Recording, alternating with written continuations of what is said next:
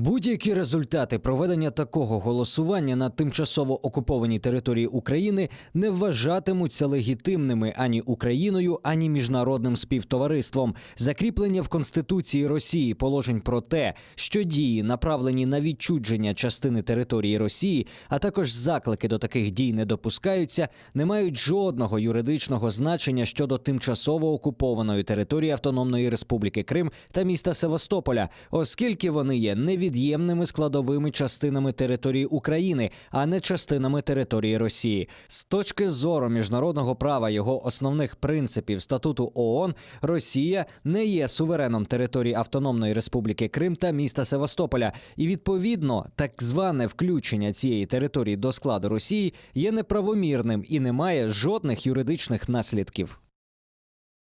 Но вот министр иностранных дел Украины Дмитрий Кулеба уверен, что никакие ныне существующие нынешние юридические изменения в Конституцию России не помешают деоккупации Крыма. Об этом он сказал в интервью «Крым Реалии». Давайте его послушаем.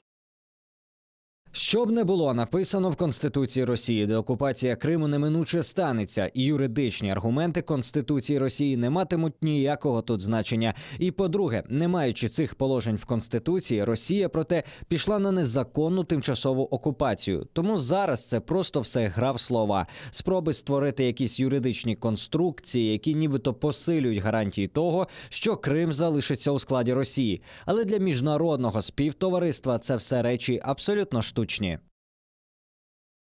Как мы должны реагировать на проведение незаконного голосования на территории временно оккупированного Крыма? Ну, по-перше, це така, от, знаєте, російська самодіяльність. І вони це зробили, і вони продовжують це робити.